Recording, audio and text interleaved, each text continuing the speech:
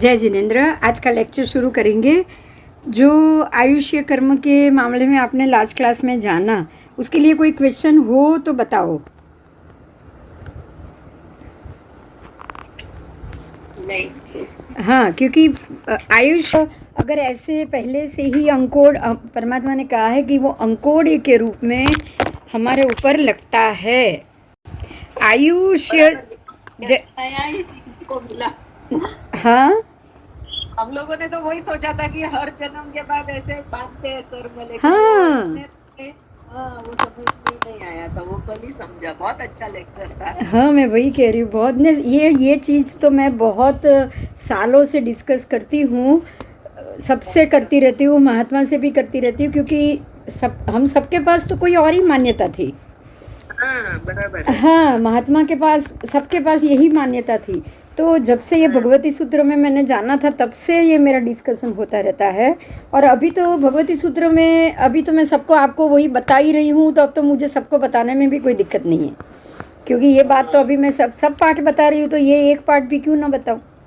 हाँ, बराबर है। मैं तो अभी सभी पाठ बता रही हूँ, क्योंकि सभी पाठ और पूरा लोक क्या है, हर एक चीज़ के लिए हमारे पास दुविधा है, हर एक चीज़ के लिए हमारे पास पूरे जवाब नहीं है। व्याख्यान वगैरह जाते, लेकिन कहीं भी ये सुनने में नहीं मिला। ये पहली बार सुना।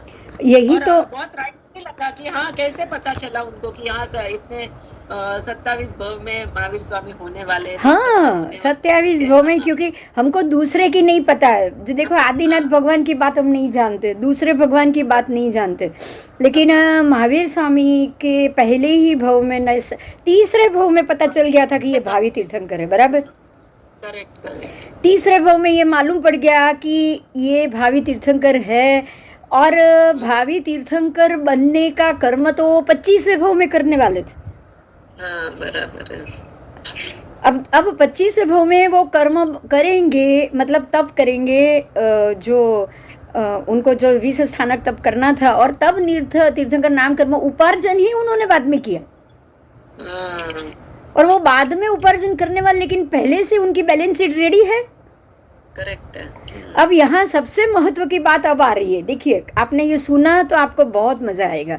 एक महत्व का मुद्दा ये है कि जब बैलेंस शीट बन जाए, तब क्या होता है कि हमारे ऊपर जो जो कर्म है, जो जो गति में जाना है, जहाँ जहाँ जाना है, वो सारा तय हो जाएगा। एक जैसे हम जमा उधार बोलते हैं ना, कि ये इतना, ये माइनस होगा, ये प्लस होगा, ये नरक गति में जाएंगे, या इतनी बार यहाँ जाएंगे, इतनी बार। अब यहाँ देखने की बात क्या है पता है? नरक गति के योग्य कर्म उनके ऊपर पड़े ही होंगे पहले से, तभी तय होगा ना। अब ध्यान देने वाली ये बात है कि सम्यक दर्शन हो गया तो उसी भव में भी केवल तो हो ही सकते हैं, वो ही भव में।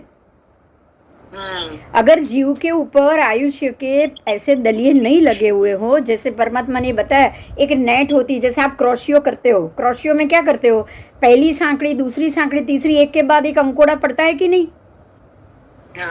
तो ऐसे अंकोड़े पड़े हुए हो, एक के बाद एक के बाद एक, तभी तो 27 भव की गिनती आई। करेक्ट है। अगर एक के बाद एक अंकोड़े ही नहीं होते, अगर कम होते, मान लो 4 ही होते, तो 4 ही भव की गिनती आती। तो अब ये 4 भव हो तो भी चारों भव का आयु तो एक के बाद एक अगर वो बांधे, तो आज कहाँ से मालूम पड़ा कि इनके 27 बाकी?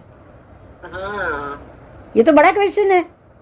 बहुत अच्छा, मींस बहुत लॉजिकली एक्सप्लेन किया आपने, कि बहुत अच्छा सुनने में आया। हाँ, और एक और बात, जैसे कि रावण ने वहीं पे तीर्थंकर नाम कर्म बांधा, तो अब एक भव के बाद उनको तीर्थंकर नाम, वो मनुष्य भव में जन्म लेंगे और तीर्थंकर बनेंगे। ये एक भव पहले ही तय हो गया ना।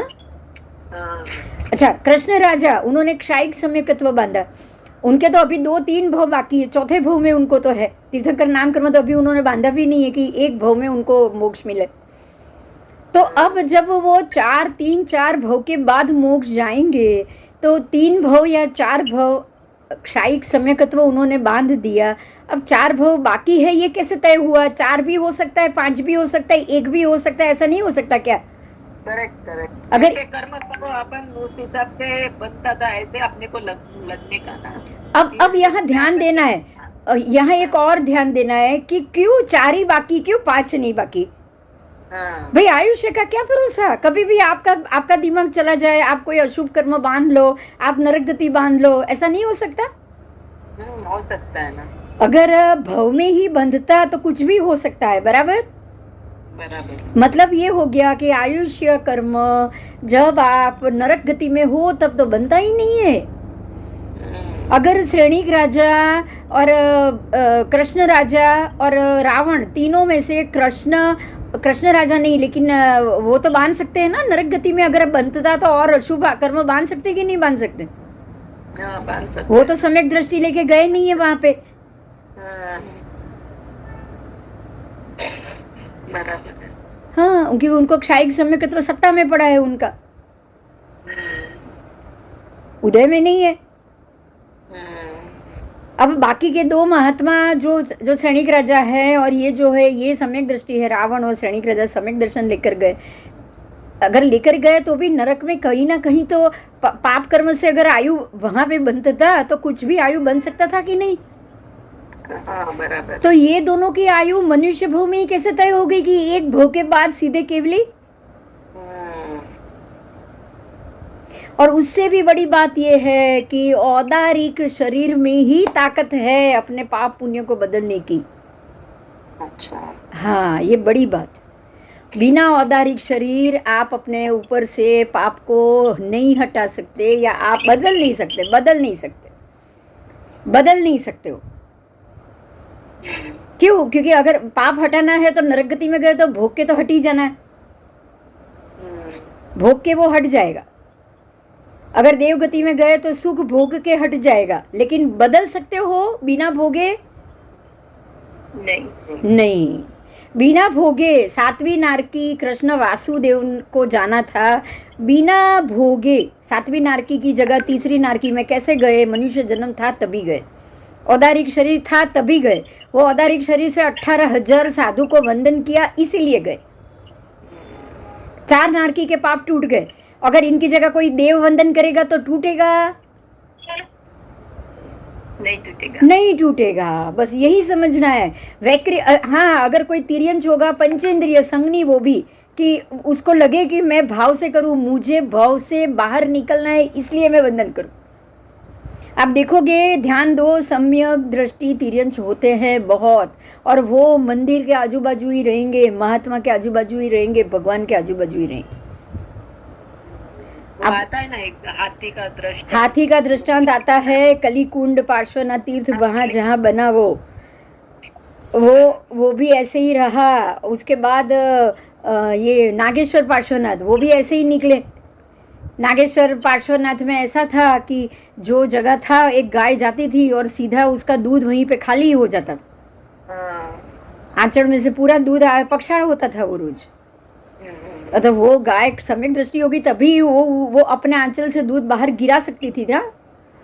बराबर। हाँ। उसको पता था नीचे भगवान। उसके अलावा बहुत सारे कछुए, बहुत सारे जो सर्प है, वो मंदिर में ही रहते हैं, परमात्मा की मूर्ति के आसपास ही रहते हैं, आपको बहुत बार मिलते हैं। तो ये है क्या? क्योंकि ये सम्यक दृष्टि तिर्यंच है, उनको दृष्टि तो आ गई है, वो बता नहीं सकते, वो बोल नहीं सकते, उनको वहीं पे अच्छा लगता है, उनको और कहीं अच्छा ही नहीं लगता है। तो आयु यही 2 में बंधेगी, नई आयु। बाकी मतलब आप बदल सकते हो, ऐसी आप कर्म बदल सकते हो। वो संगनी पंचेंद्रिय या तिर्यंच या मनुष्य जो अपनी भोगावली को तोड़ेंगे। अगर आपने ये हमने लास्ट क्लास में किया था, गोशालक के वक्त जो 2 साधु थे, वो 32 सागरोपम, कितने 33 सागरोपम वाले देवलोक में गए हैं ना। क्यों? वो वहां से वंदन करके, उनको तो पता है वो जल्दी खत्म नहीं कर सकते क्या? मनुष्य नारकी तोड़ सकता है 4, तो वो अपने देवलोक की स्थिति को नहीं तोड़ सकते? जरूर तोड़ सकते। मनुष्य से तो देव शक्तिशाली होने ही चाहिए।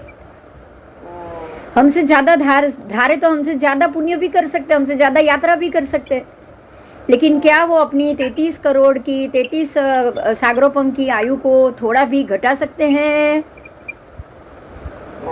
नहीं, लेकिन मनुष्य यहाँ बैठे बैठे 33 सागरोपम का देवलोक का आयु भी घटा सकता है। अगर वो समझ लीजिएगा कि अगर मरुदेवा माता अंतिम समय में केवल ज्ञान पा गए, अगर आयुष्य थोड़ा पहले आ जाता ना, तो वो सर्वासिद्ध विमान में जाते 33 सागरोपम वाली आयु लेके, लेकिन उन्होंने तोड़ा। उन्होंने वो उसी वक्त केवल हो गए, आयु से पहले उनके सारे कर्म क्षय हो गए। अगर नहीं होते तो क्या होता, वो देवलोक में ही जाते ना।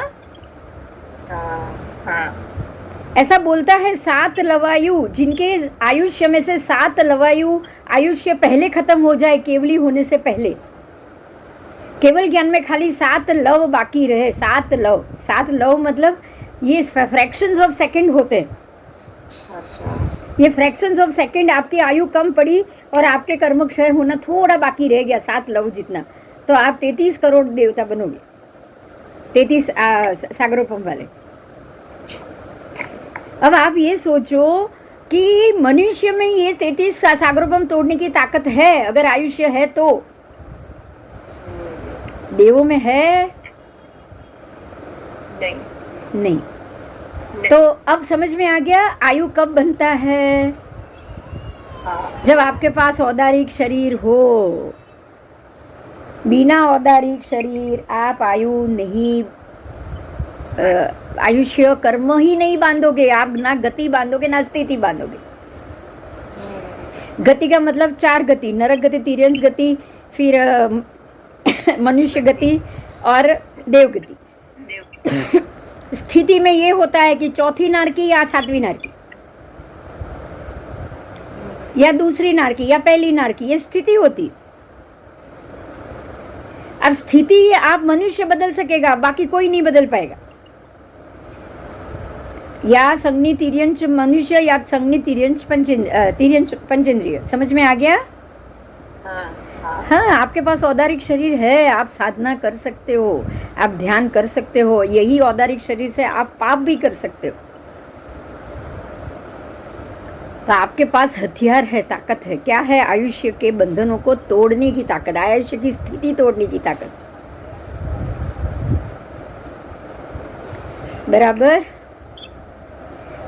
मैंने इसलिए ये रखा था कि आप लोग इसको देखोगे, जरा ध्यान से देखोगे, मैंने इसलिए टाइटल भी अलग से बदल के रखा है।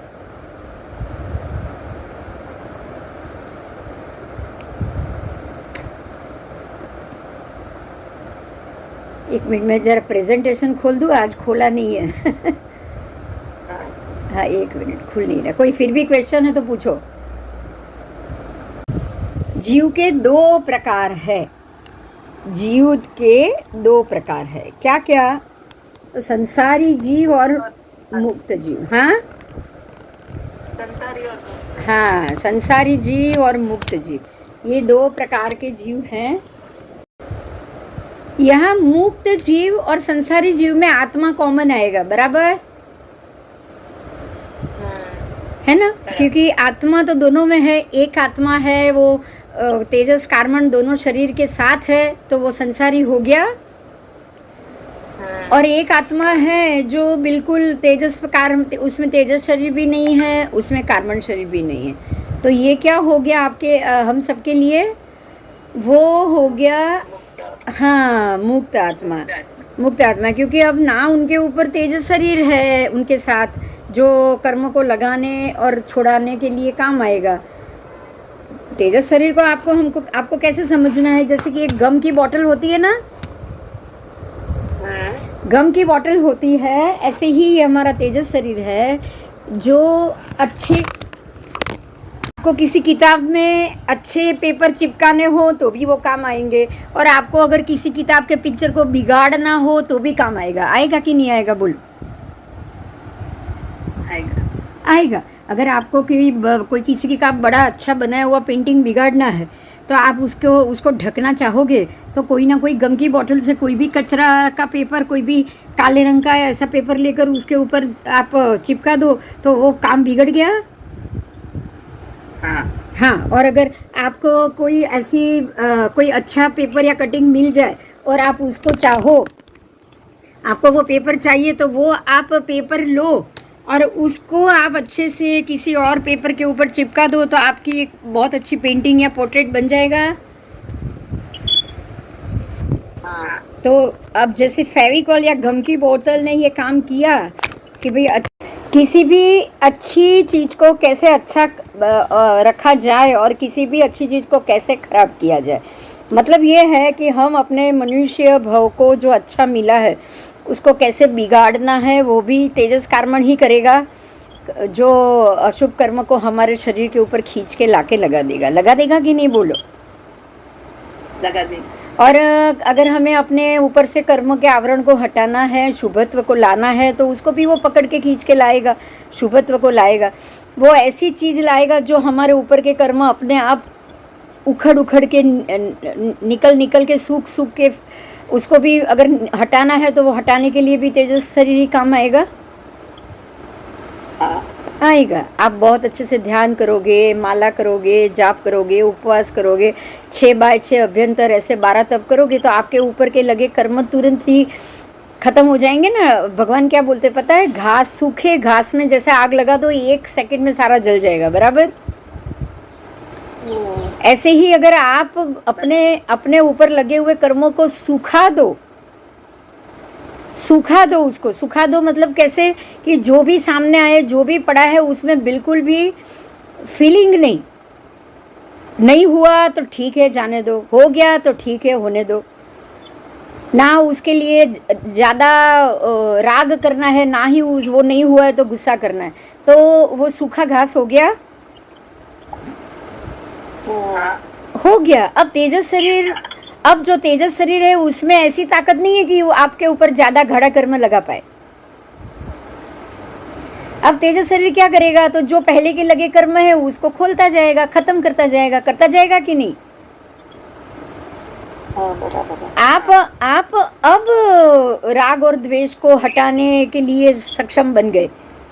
आपने जैसे ही तीव्रता निकाल दी, रस निकाल दिया, गुस्सा निकाल दिया अंदर से, कुछ भी हो जाए मुझे कुछ फर्क नहीं रखना है, क्योंकि ये कोई चीज़ मेरी है ही नहीं, मेरे साथ कुछ नहीं आने वाला है।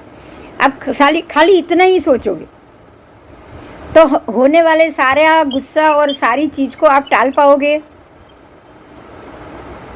हाँ, 1 मिनट। हाँ, तो आपके हमारे अंदर की गुस्से की तीव्रता, ध्यान देना है, गुस्से की तीव्रता, प्रेम की तीव्रता, लागणी की तीव्रता, यही तीव्रता है जो प्रेजेंट जो काम हो रहा है, जो मुद्दा चल रहा है, उसको इतना तेजस कार्मण, उसको इतनी चिकट से, जितनी हमारी स्निग्धता ज़्यादा होगी उतने वो कर्म ज़्यादा मात्रा, मतलब ज़्यादा गम लेके हमारे ऊपर चिपकेंगे। बात समझ में आ रही है? हाँ। हमारी जो तीव्रता है ना वो है गम, बिल्कुल फेविक्विक जैसा है। जितनी ज़्यादा तीव्रता वो फेविक्विक, और जितनी कम तीव्रता है वो पानी। अब पानी से कोई कागज़ चिपकाओ, चिपकेगा थोड़ी देर, बराबर। और चावल से चिपकाओगे तो ज़्यादा चिपकेगा, और फेविकॉल से चिपकाओगे तो और ज़्यादा चिपकेगा, कागज़ फट जाएगा 2 खोलते। और फेविक्विक से चिपकाओगे तो आपकी उंगलियां तक चिपक जाएगी, बराबर। बस आपको यही समझना है। अब तेजस शरीर क्या कर रहा है? तेजस शरीर क्या कर रहा है? कर्म के हिसाब को बराबर कर रहा है। मतलब क्या कर रहा है? वो कैसे कर्मों को बढ़ा रहा है, घटा रहा है। आपकी तीव्रता ज़्यादा है, फेविक्विक जैसी है, तो वो बाहर से जो कार्बन वर्गणा आएगी उसको पकड़ेगा, खींचेगा, और आपके कार्बन शरीर के ऊपर उसको और जमाता जाएगा। जमाएगा कि नहीं?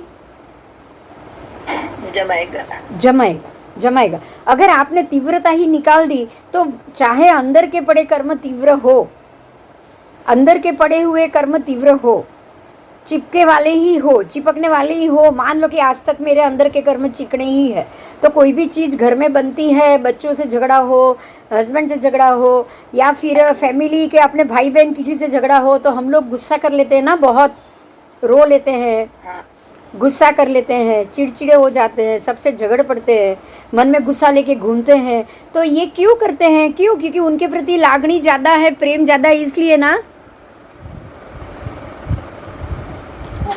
अब जो संजोग है, आपके अंदर कर्म तो तीव्र ही लगे हुए हैं पहले के, इसीलिए संजोग तो तीव्र ही खड़ा होगा, लागणी वाला ही खड़ा होगा। पर आप अभी मेंटली ऐसे स्टेबल हो चुके हो कि मुझे, मेरे साथ तो कुछ नहीं आने वाला। क्या ये जन्म के भाई बहन के रिश्ते अगले जन्म में आने वाले हैं? बताओ। नहीं नहीं, क्या ये भाई बहन के आज के रिश्ते थे, वो पिछले जन्म में भी भाई बहन के ही थे? क्या वो आपसे प्रेम ही करते थे? हो सकता है वो दुश्मनी के भी हो सकता है कि नहीं हो सकता है? वो भी हो सकती है। हो सकता है।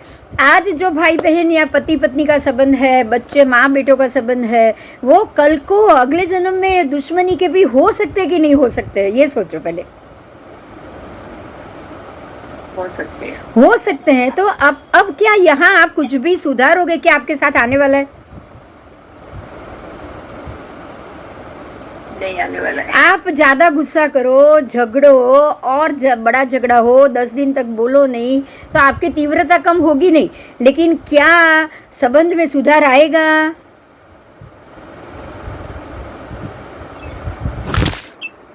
और मान लो कि सुधार आ भी गया, तो क्या अगले जन्म में आप भाई बहन नहीं बनने वाले हो? बोलो। क्या मेरे संबंध इस जन्म के कुछ भी करके संबंध में सुधार हो तो यही संबंध अगले जन्म में भी भाई बहन के होंगे या उसी में सुधार आएगा? ये पॉसिबल है? नहीं, पता ही नहीं है। मैं जानती ही नहीं हूँ कि अगले जन्म में ये संबंध में क्या रिजल्ट आएगा।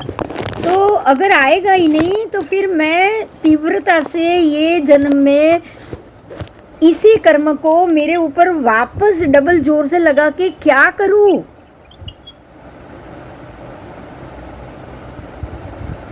अब कुछ समझ में आया? हाँ। जब कोई भी संबंध जब भी तीव्रता से भोगा जाएगा तो उसकी असर हमारे आत्मा पर होगी ही होगी। कैसे कि तीव्रता से यूज़ किया हुआ गम, सादा गम और फेविक्विक में फ़र्क है। अगर फेविक्विक लेके कागज़ या कुछ भी चिपकाऊंगी तो वो बिल्कुल तीव्रता से जड़ जाएगा। जड़ेगा कि नहीं जड़ेगा? जड़ेगा। अगर मैं पानी से ये काम करूँ तो वो चीज़ जड़ेगी नहीं, वो चीज़ बिगड़ सकती है। लेकिन क्या संबंध, जैसे चीज़ नहीं जड़ेगी ऐसे संबंध भी खत्म होगा कि नहीं होगा? इतना ही सोचो। चल,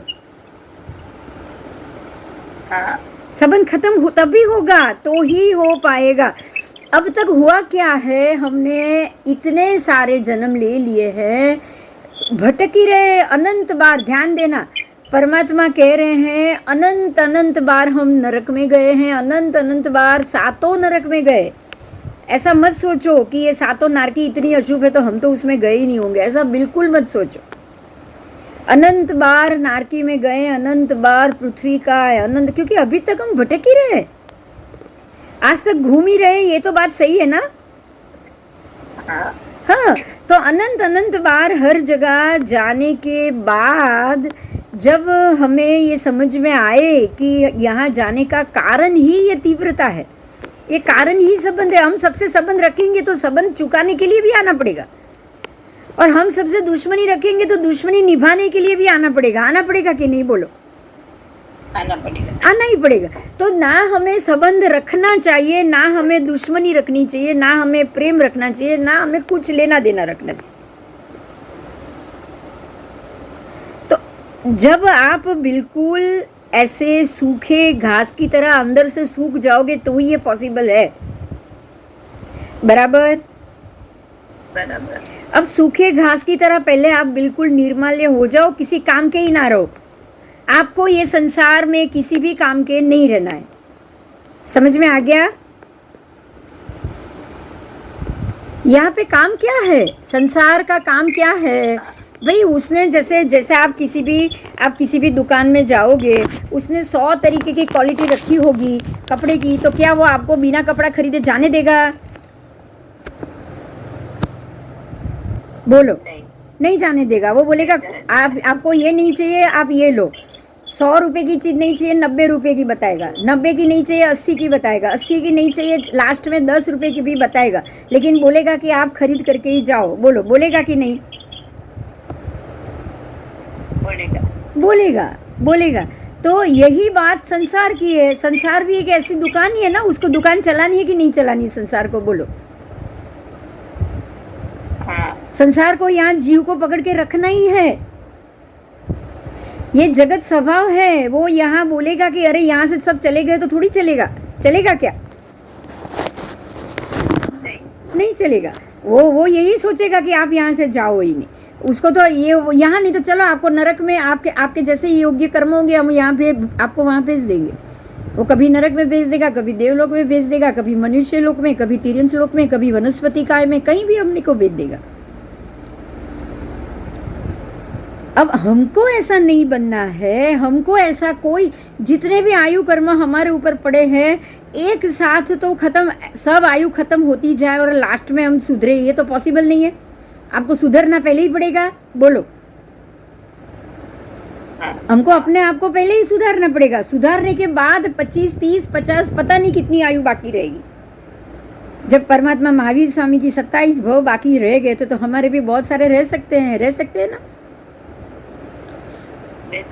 रह सकते हैं। एक बार दिमाग में आना चाहिए कि मुझे ये सबसे मुक्त होना है, मैं मुक्ति चाहती हूँ, मुझे मोक्ष चाहिए। बस अभी दिमाग में एक ही बात आनी चाहिए कि मुझे मोक्ष चाहिए। ये सारे संबंध, बेटे के, बहू के, भाई के, बहन के सारे संबंध है ना, सिर्फ नाम के हैं, सिर्फ नाम के।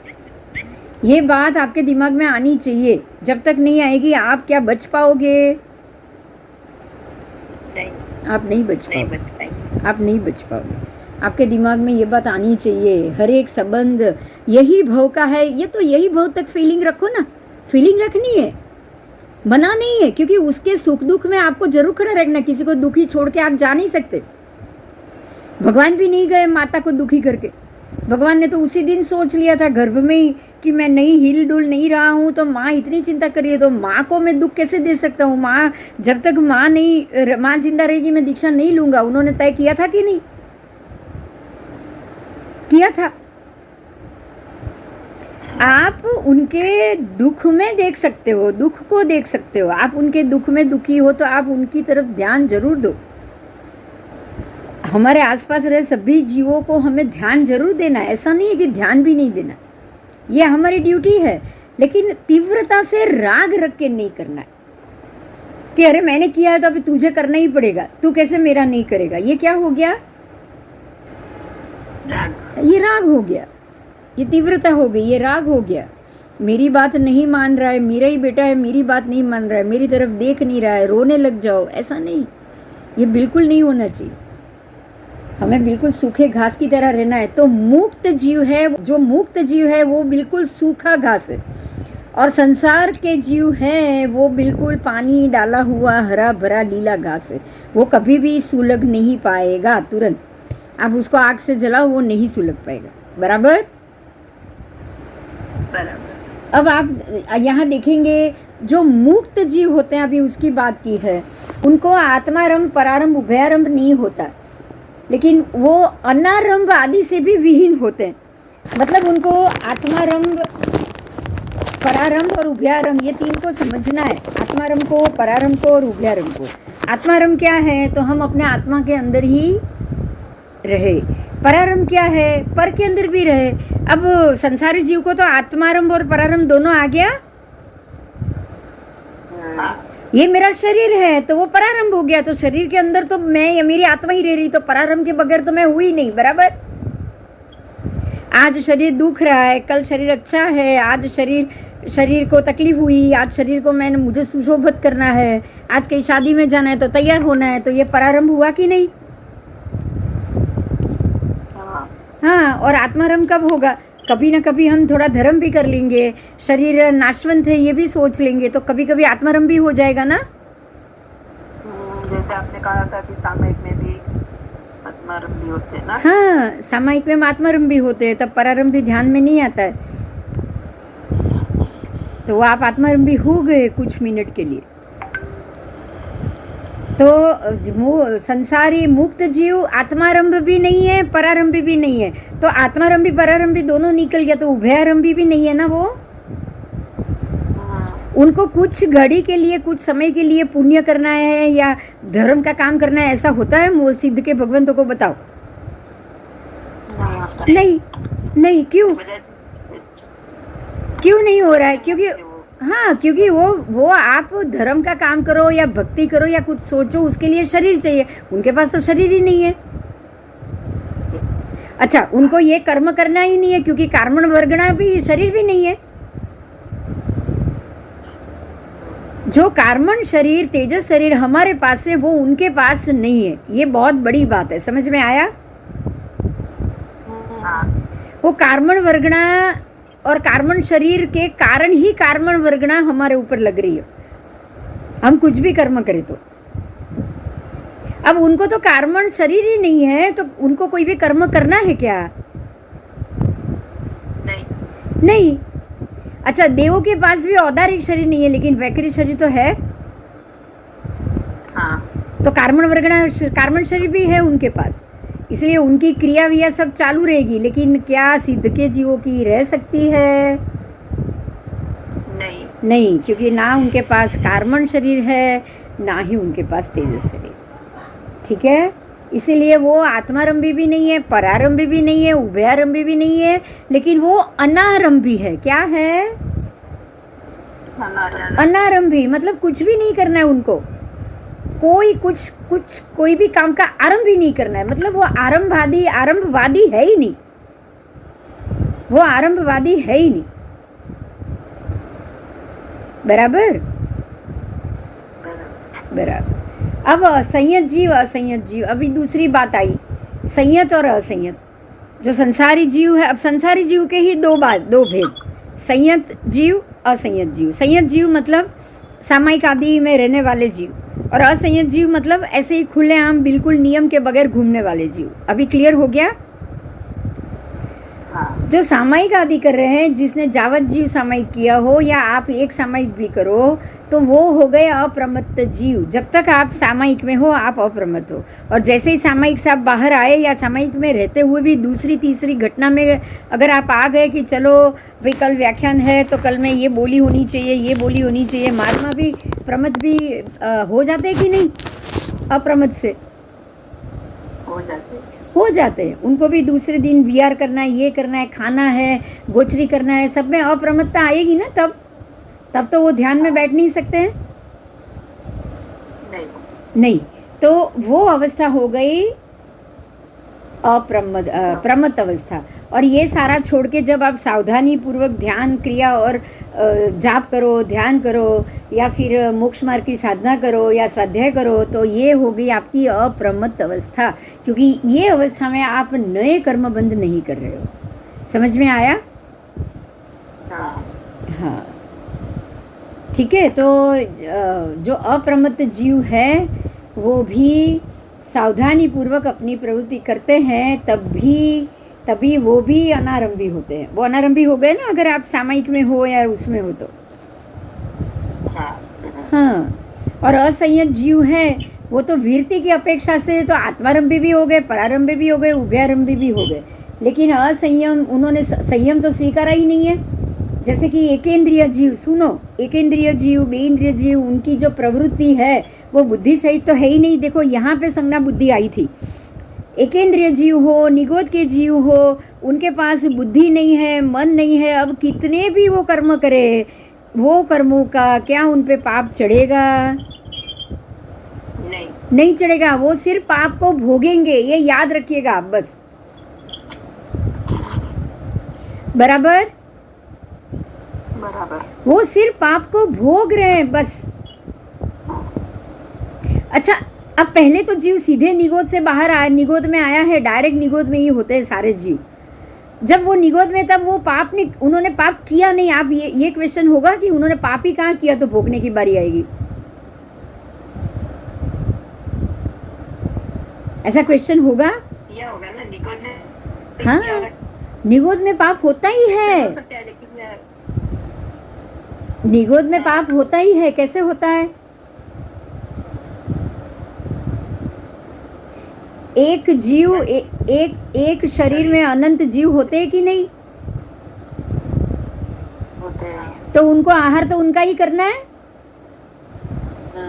तो धक्का मुक्की मार मार के दूसरे को मार मार के उसका ही आहार कर रहे हैं वो। हाँ, तो किसी को लग रहा है, कोई मर रहा है, कोई जी रहा है, किसी का खून पी रहे हैं, सब हो रहा है कि नहीं हो रहा है? हो रहा है, हो रहा है। पाप, अब बुद्धि तो अब तब है ही नहीं, मन ही नहीं है, और ना ही कोई वो संयत है, कोई नियम से है, कोई संयमी है, असंयती है ना सारे के सारे। ना ही उनको ये पता है कि भाई ऐसे सामयिक करने से या दूसरे जीवों को नहीं मारने की प्रतिज्ञा लेने से हम बच सकते हैं, वो भी पता नहीं है उनको। तो एकेंद्रियादि सारे जीव जानते ही नहीं है कि संयत क्या है।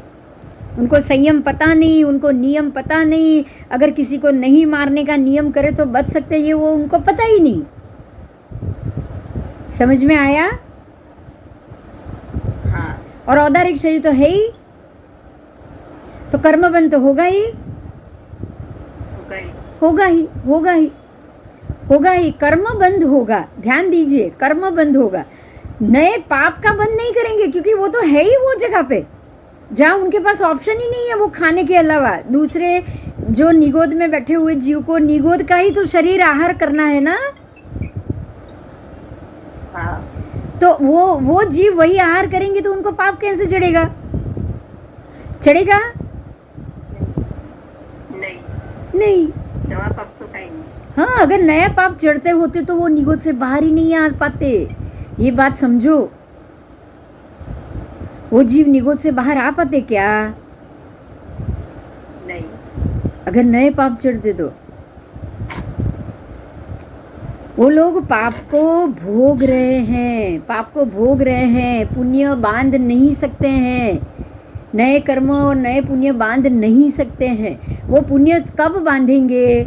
जब वो इतने बार जन्म मरण लेते रहेंगे, लेते रहेंगे, लेते रहेंगे, और ऐसे ऐसे मतलब जो उनके जो पाप भोगने की परिस्थिति में से थोड़े से वो बाहर आते जाएंगे। मतलब निगोद से सूक्ष्म एकेंद्रिय, सूक्ष्म एकेंद्रिय से एकेंद्रिय, एकेंद्रिय से प्रत्येक वनस्पति धीरे धीरे जाती है ना प्रगति उनकी।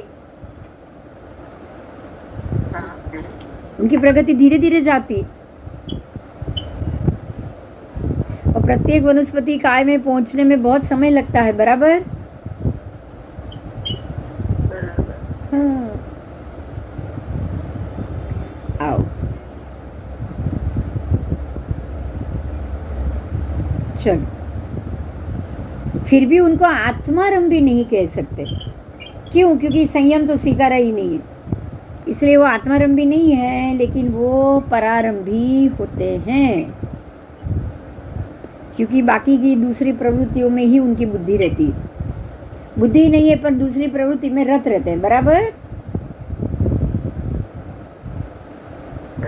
अपने आप शुभ अशुभ कोई भी क्रिया वो नहीं करते हैं, ध्यान दो।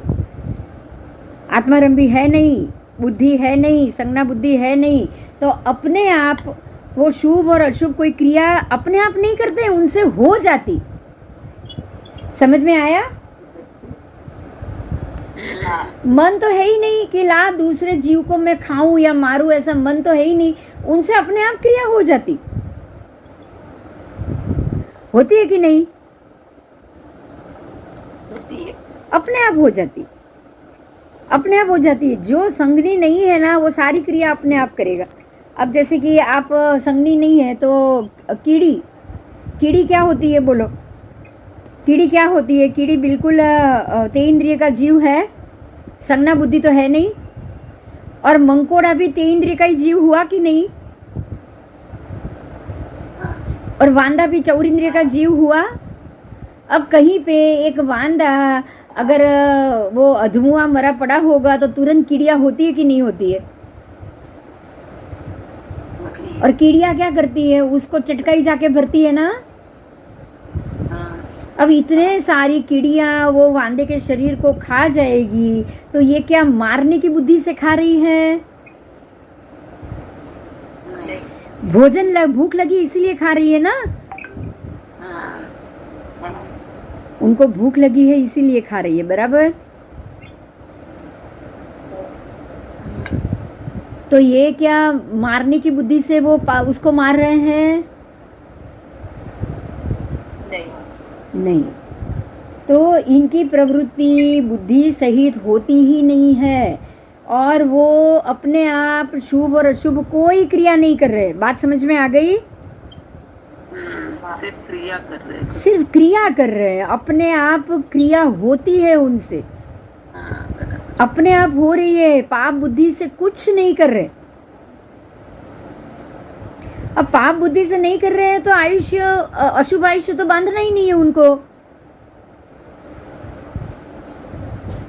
अशुभ आयुष्य तो बांधेगी ही नहीं। एक बात पे जरूर ध्यान रखना आप, अगर कीड़िया आपको ये ऐसी जगह मिलेगी, किसी मंकोड़े के ऊपर चढ़ी हुई, या वांदा मर गया है तो वहाँ कीड़ी चढ़ी हुई मिलेगी, लेकिन किसी चींटियों ने वांदे को और सबको मार दिया, ऐसा कभी नहीं मिलेगा। आप देख लेना। मेरी बात समझ में आ रही है?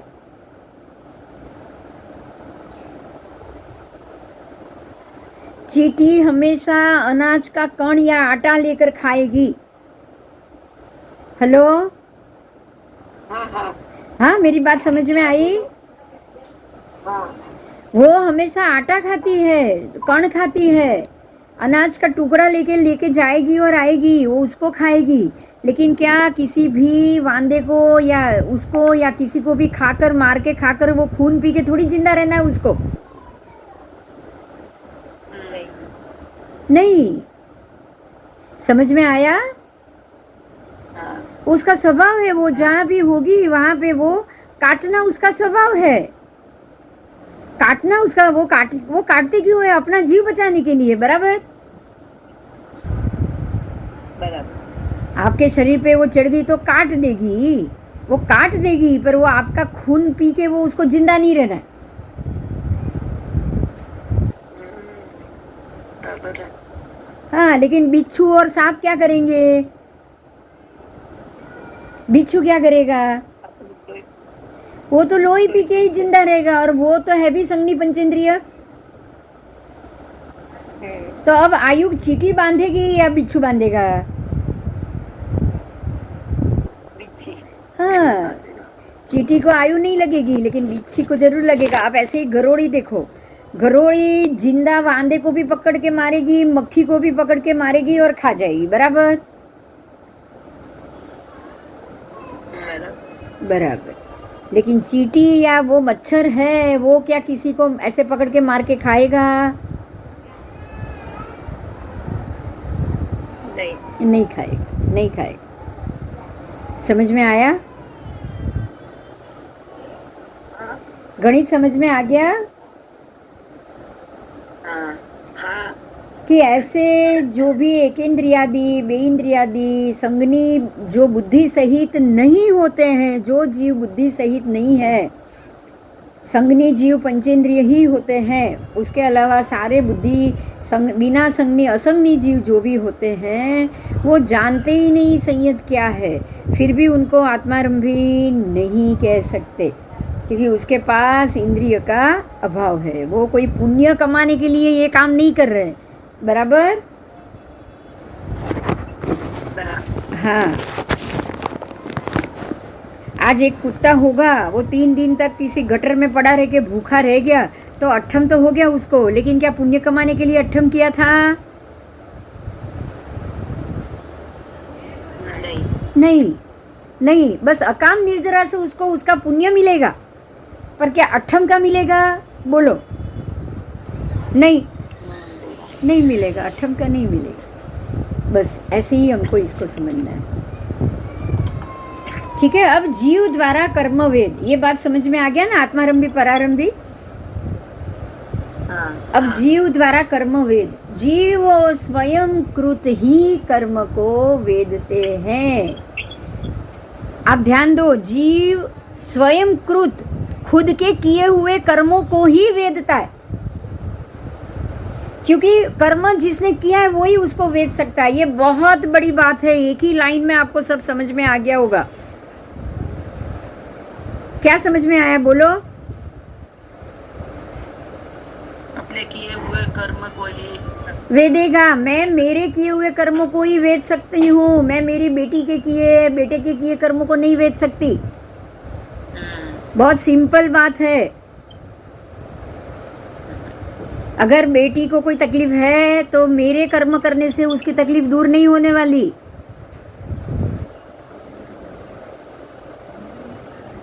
अगर मेरे पति को कोई तकलीफ है तो मैं कुछ करूं और उनके कर्म खत्म हो जाए, कम हो जाए, ये पॉसिबल है? देखो ये छोटी बात है, नहीं बड़ी बात है, बहुत बड़ी बात। यही तो बात थी, वो श्रेणिक राजा पूछ रहे भगवान को कि भगवान आपका भक्त मैं कैसे जा सकता हूँ, आप कुछ करो। बोला था ना श्रेणिक राजा ने ऐसा कि आपका भक्त मैं नरक में जाऊं, ये कैसे हो सकता है? आपका भक्त हो, आप कुछ नहीं करोगे। भगवान ने कह दिया मैं कुछ नहीं कर सकता। अरे ये तो छोड़ो, जब अंतिम समय में परमात्मा का निर्वाण हो रहा है, निर्वाण के समय इंद्र राजा आते हैं और भगवान से कहते हैं कि आपके निर्वाण के बाद ही भस्म ग्रह संक्रमित होगा और ये ग्रह के संक्रमण के कारण ये सूक्ष्म कंथुए जैसे जीव हवा में उत्पन्न हो जाएंगे, जो सृष्टि के लिए बिल्कुल ठीक नहीं होगा। आप अपनी आयु कुछ क्षण बढ़ा दो ताकि आपके रहते वो ग्रह आए तो लोगों को तकलीफ कम हो।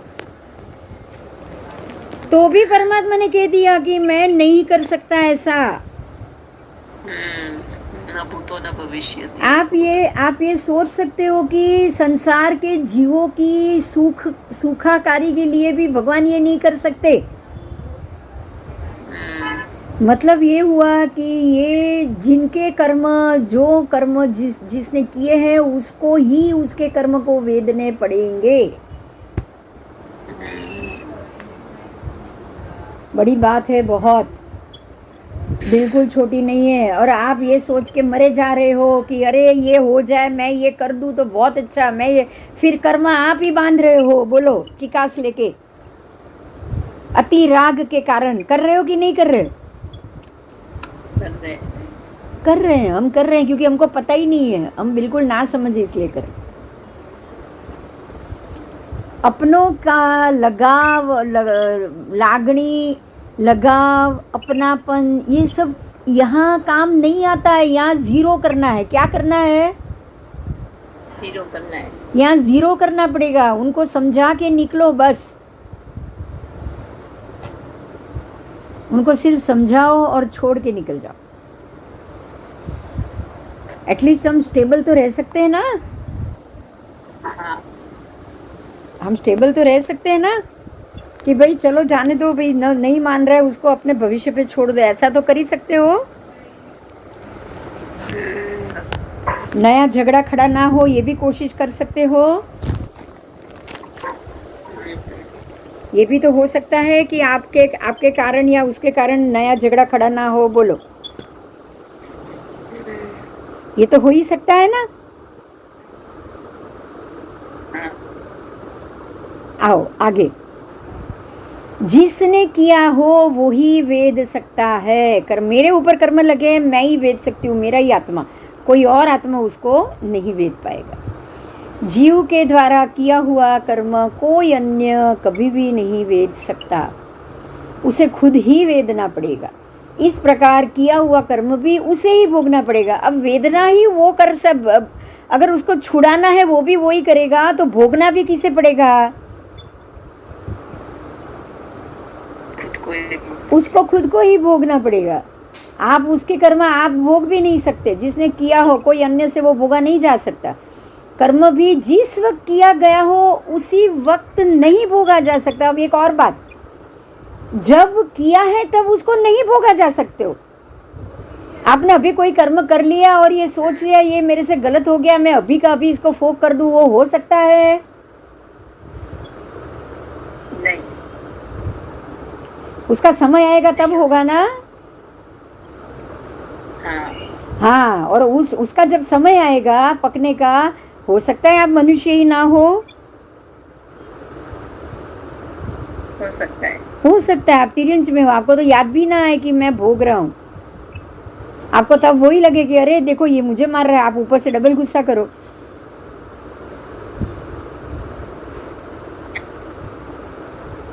हो सकता है ना? हाँ तो ये जानना जितना जरूरी है उतना ही ये समझना भी जरूरी है कि मुझे ये सब कोई राग कोई द्वेष में नहीं जाना है। जो कुछ भी मुझे मिल रहा है मेरे ही किए हुए कर्म मिल रहे हैं। अब ये भी समझ सकते हो ना कि मेरे तक पहुंचा है तो ये जरूर मेरा ही किया हुआ है। हाँ, जरा ये भी तो समझना पड़ेगा ना कि नहीं तो मेरे तक आता ही नहीं कोई भी चीज। जब ये कर्म को भोगनी मेरी ही जिम्मेदारी होगी तभी ये मेरे पास आया, नहीं तो मेरे पास क्यों आता? बोलो, अब कोई आपको डांट रहा है चिल्ला रहा है तो कुछ ना कुछ गलत कर्म हुआ है तभी हो रहा है ना। बिना बात तो कोई चिल्लाएगा नहीं आप पे।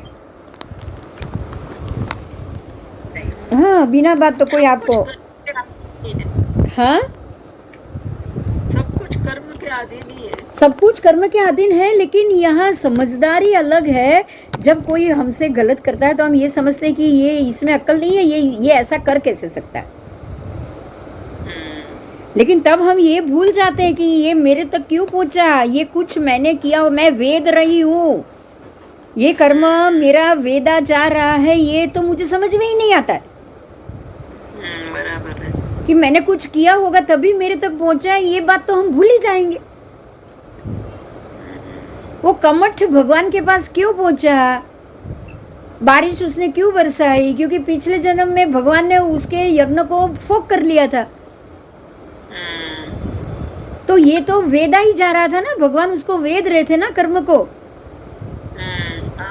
शांति से वो इसीलिए शांत रहे। अगर इसकी जगह कोई और होता तो यही सोचता ना कि अरे तू होता कौन है मेरे सामने आके खड़ा रहेगा ऐसे। अगर पता नहीं है कि वेद रहा है तो परतीर्थक परमात्मा में तो बहुत शक्ति होती है।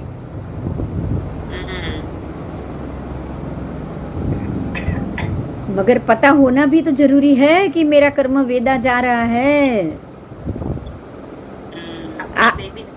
हाँ, अपने को तो वो भी नहीं मालूम, अपने को तो वो भी नहीं मालूम है। तो अब हमको क्या करना चाहिए? बिंदु बेटी का धन्यवाद देना चाहिए। हाँ, बिंदु बेस को बहुत बहुत धन्यवाद। नहीं, हमको शांत रहना चाहिए। हमको ये समझना चाहिए कि ये कुछ होगा मेरे से संबंधित, मेरा वेदन चल रहा है तभी ये मेरे पास आया है। बोलो, यही बहुत बड़ी बात कि अगर मेरा वेदन नहीं चल रहा होता तो ये कर्म मेरे पास नहीं आता। इसलिए जीव द्वारा कर्म वेद, ये टॉपिक का नाम ही क्या है पता है? जीव द्वारा कर्म वेद। कर्म बांधना तो हमने बहुत सुना, लेकिन वेदना क्या है, कैसे वेदा जाता है, वो भी तो सुनना चाहिए कि नहीं? वो भी सुनना पड़ेगा कि हम हमारे ही बांधे हुए कर्म को जब वेदन का समय आए तब हमें कैसा रहना चाहिए। बांधने के समय शांत रहना चाहिए, शांत रहना चाहिए। वेदन के समय शांत नहीं रहे तो नया बन जाएगा कि नहीं? बोलो, बन जाएगा, नया बन जाएगा। तो जितना बांधने के समय जागृत जरूरी है, वेदन के समय भी उतनी ही जागृति जरूरी है। ठीक है? जिस वक्त किया गया उस वक्त नहीं भोगा जा सकता और उसे एक साथ भी वेदा नहीं जा सकता, परंतु उस कर्म का जितना भाग फलोन्मुख यानी कि फल देने योग्य पक्का पक्का हुआ हो उतना ही वेदा या भोगा जा सकता है। ठीक है? जो फल देने योग्य नहीं है उसको वेदा भी नहीं जा सकता। अब मान लो कि 4 लोगों ने कर्म साथ में किए तो 2 लोग अभी भी वहीं मौजूद है और 2 लोग मर के कहीं और चले गए 33 सागरोपम तक दूसरे देवलोक में। तो अब ये 33 सागरोपम तक अटक गया।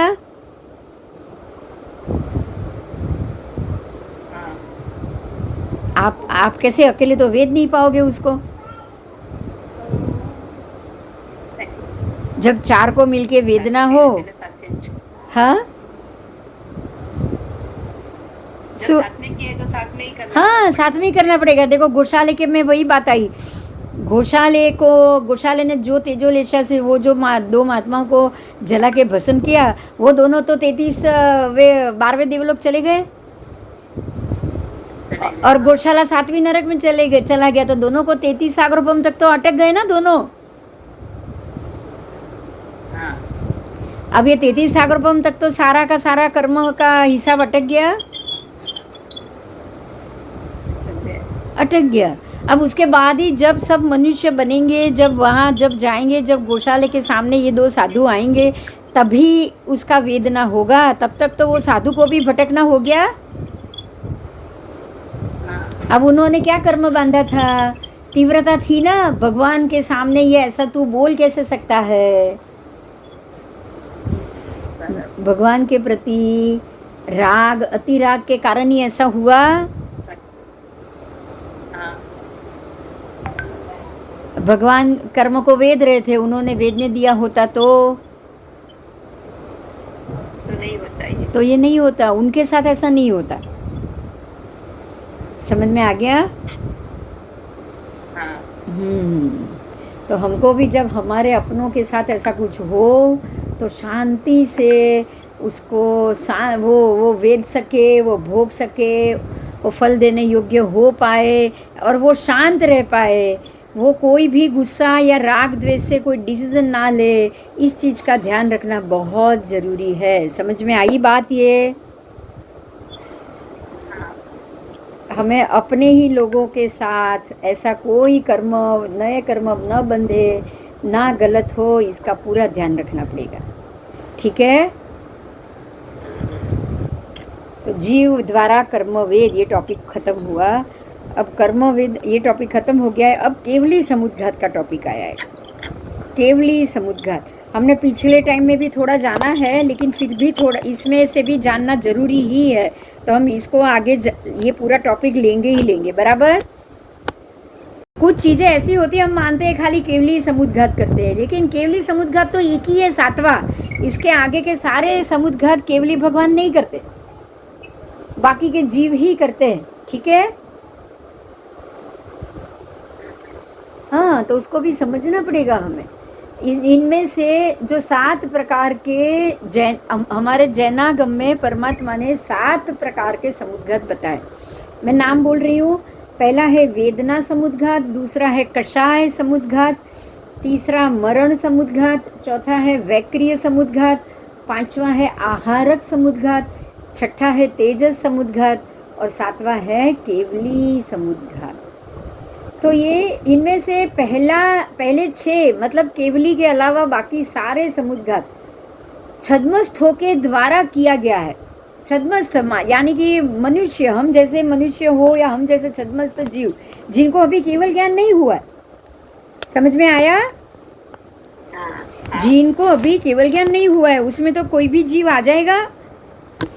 केवली भगवान के अलावा सारे जीवों को केवल ज्ञान हुआ ही नहीं है, ये बात तो हकीकत है ना।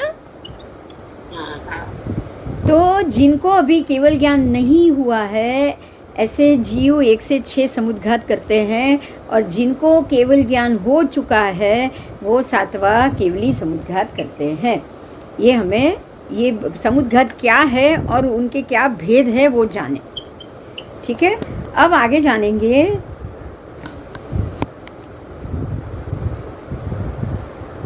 पहले 6 समुद्घात अंतर मुहूर्त प्रमाण समय होते हैं, मतलब 48 मिनट। अंतर मुहूर्त का अर्थ 48 मिनट, बराबर। हाँ, तो पहले 6 समुद्घात है वो 48 मिनट के होते हैं, लेकिन जो अंतिम केवली समुद्घात है वो सिर्फ 8 समय का ही होता है। कितना? 8 समय मतलब बिल्कुल फ्रैक्शंस ऑफ सेकंड। आप एक बार आंख खोल के बंद ऐसे पलकारा मारोगे, बंद खोल करोगे, उसमें असंख्य समय निकल जाएंगे। तो 8 समय में कितना समय गया कुछ समझ में आप पकड़ सकोगे उसको? नहीं। मैंने आंख बंद करके खोल दी ना, उसके अंदर तो असंख्य समय निकल गए। तो असंख्य बार केवली भगवंत 8-8 समय के लिए समुद्घात करेंगे तो असंख्य समुद्घात कर सकते हैं। हाँ, तो केवली समुद्घात बहुत ही सूक्ष्म है और बाकी सारे 6 समुद्घात 48 मिनट। 48 मिनट तो बहुत समय हो गया ना, हमारा एक सामयिक हो गया। हाँ हाँ, आओ तो अभी ये सारे के सारे सातों समुद्घात के मामले में जानेंगे। जिनको त्रिकाल ज्ञान मतलब कि केवल ज्ञान हो चुका है वो ही केवली समुद्घात करेंगे। और यहाँ केवल ज्ञानी ने 8 कर्मों में से 4, अब पहले सबसे पहले केवली समुद्घात को ही यहाँ ज़्यादा समझाया है, हम उसको ही समझेंगे कि अगर केवली समुद्घात कर रहे हैं वो 8 समय के लिए, तो केवली समुद्घात कौन कर सकता है? जिन्होंने अपने 8 कर्मों में से 4 घाती कर्म का क्षय कर दिया हो। बराबर बराबर। जो अपने 8 कर्मों में से 4 कर्म घाती कर्म का क्षय कर चुके हैं वो ही केवली समुद्घात करते हैं। क्यों उनको केवली समुद्घात करना पड़ता है? क्यों? क्योंकि अब 4 कर्म बाकी। कौन से 4 बाकी? वेदनीय कर्म, नाम कर्म, गोत्र कर्म और आयुष्य कर्म। ये 4 अघाती कर्म, ये 4 अघाती कर्म। अब ये 4 कर्म बाकी है। अब इसमें चारों कर्म का नाप एक जैसा बाकी, ये तो पॉसिबल नहीं है ना? नहीं है। अब वेदनीय कर्म, परमात्मा को वेदनीय कर्म मिला केवल ज्ञानी बनने के बाद। असाता वेदनीय का उदय हुआ था ना? हाँ, तो वेदनीय कर्म, उसके बाद नाम कर्म, नाम कर्म तीर्थंकर नाम कर्म अभी भी इतने साल भोगना बाकी है।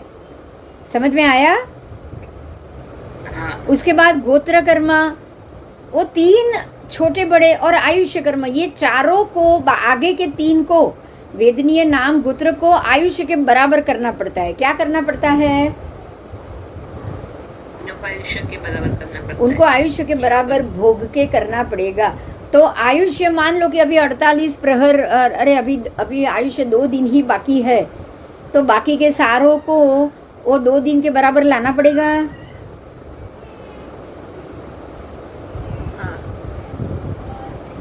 एक महत्व के मुद्दे पे मैं आपको लेके जा रही हूँ, ध्यान से सुनो। परमात्मा ने अंतिम 48 प्रहर तक देशना दी थी। 48 घंटे मतलब 48 प्रहर मतलब 2 दिन पूरा, 48 घंटे 16 प्रहर देशना दी थी। बराबर, 16 प्रहर प्रभु देशना। तो 16 प्रहर तक उन्होंने देशना दी, कंटिन्यू 48 घंटे तक समवसरण चालू रहा, व्याख्यान चालू रहा। ना भूतो ना भविष्यति ऐसा पहले कभी हुआ था? आज भी होता है कभी? व्याख्यान कभी 1-2 घंटे से ज़्यादा चलता है? उन्होंने 48 घंटे तक देशना क्यों दी? अब वो पर केवली समुद्घात करके घटा सकते थे कि नहीं?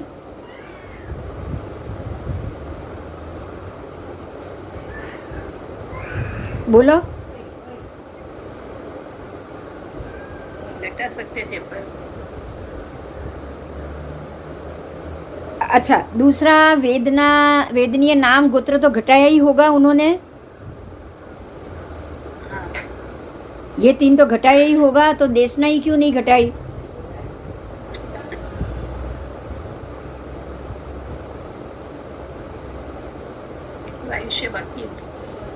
आयुष्य तो बाकी था ही 2 दिन, आयुष्य तो बाकी था ही, लेकिन इसको क्यों केवली समुद्घात से घटाया नहीं? मैं ये पूछ रही हूँ।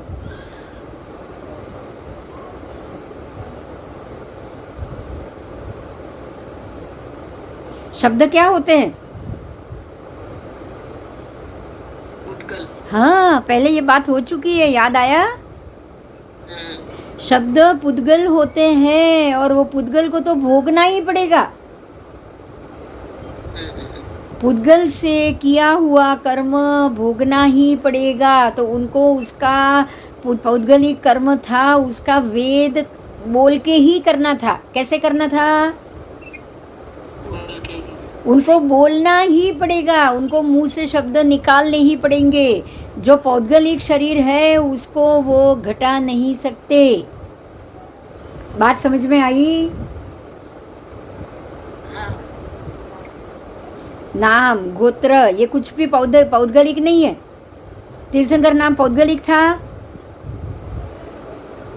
नहीं। गोत्र ये भी पौद्गलिक नहीं था कि उसको भोगना ही पड़े।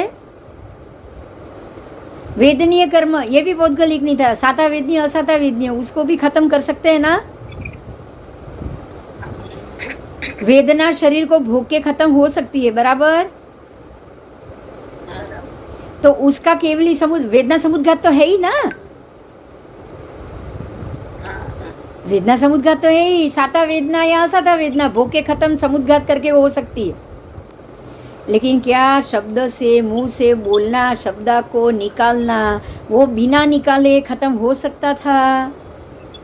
नहीं। तो यहाँ यही बात आती है कि जो जो बातें हमें पुद्गल शरीर से, अपने पुद्गलास्थि काय से भोगनी होती है ना, वो आप बिना भोगे उसमें से बच नहीं पाओगे। यही बात है कि देवलोक में गया हुआ देव 33 सागरोपम तक आयुष्य को, क्यों? क्योंकि वैक्रिय शरीर से ही उसको वहां रहना है ना।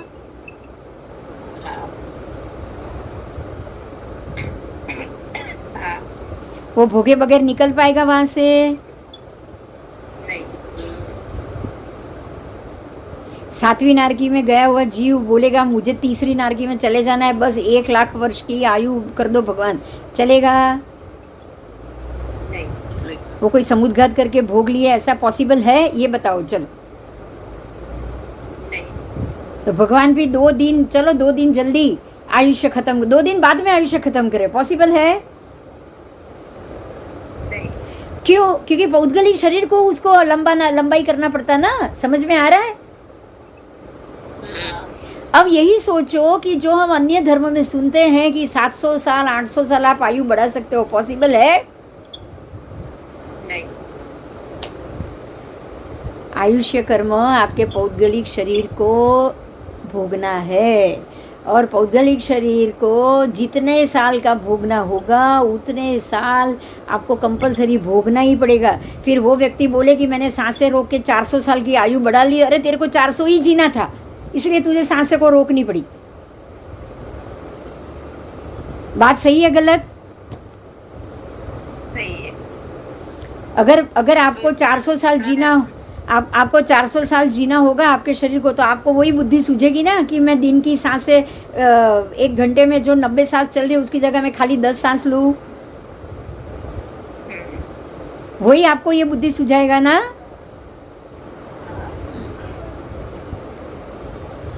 नहीं तो आपका शरीर 400 साल चलता कैसे, बताओ? समझ में आ रहा है? जो आपको आयुष्य पौद्गलिक, वो भी पुद्गलास्थि का है। मेरा शरीर ही पुद्गलास्थि का है, मेरी सांसें चल रही है, हृदय धड़क रहा है, पुद्गल ही धड़क रहा है ना। उसकी जितनी धड़कन होगी उतने में उसको खत्म होना है। फिर उसकी धड़कन 40 साल की एज में खत्म हो जाए, एक्सीडेंट हो जाए, आप धमन की तरह आपकी सांस चले 40 साल की एज में, तो आप 5 घंटे में मर जाओगे। तो आपने सांस पूरी की ना। आपका हृदय 10 गुना जोर से धड़का ना, तो वो धड़कन आपने बाकी 25 साल की खत्म की 5 घंटे में। हाँ, अब समझ में आया आयुष्य कर्म कैसे खत्म होता है। अब जब तक आयुष्य चलेगा आपको बाकी के कर्मों को उसकी लाइन में जाके रखना पड़ेगा। तो वो कर्म ज़्यादा है, वेदनीय कर्म, नाम कर्म, गोत्र कर्म, हो सकता है 10 साल चलने वाले हो और आयुष्य खाली 2 दिन, तो बाकी सारे कर्मों को जाके केवली समुद्घात करके भोगा जा सकता है। ठीक है, समझ में आया? मगर शब्द के पुद्गलास्थि काय को आप नहीं घटा सकते।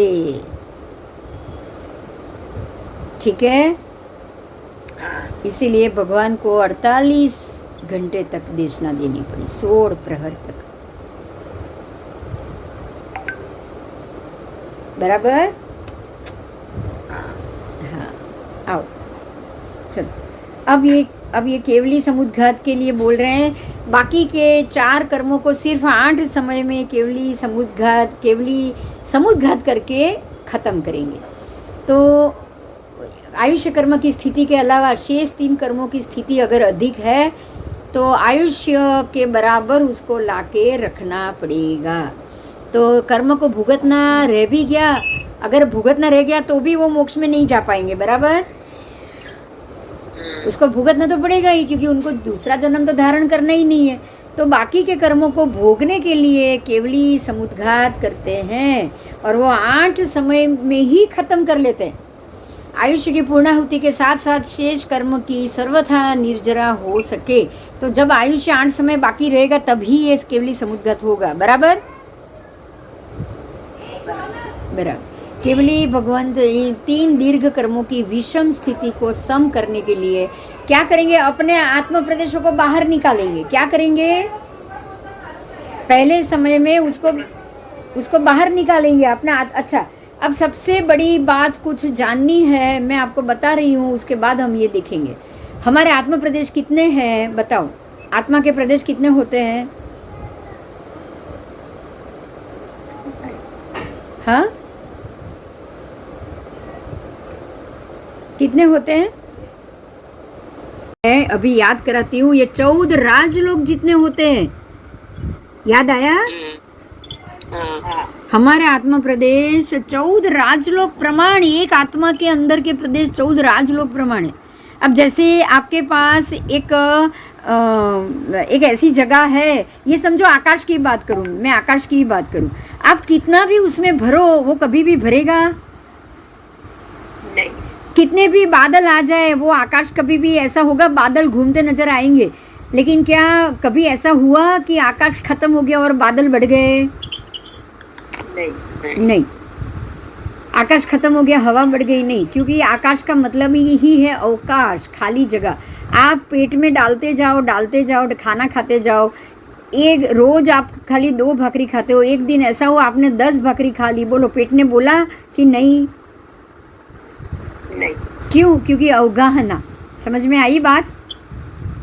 अवगाहना गुण है, आप कितना भी डालो वो खा लेगा, और उसको 4 दिन खाना नहीं दिया तो भी वो टिक जाएगा, टिकेगा ना?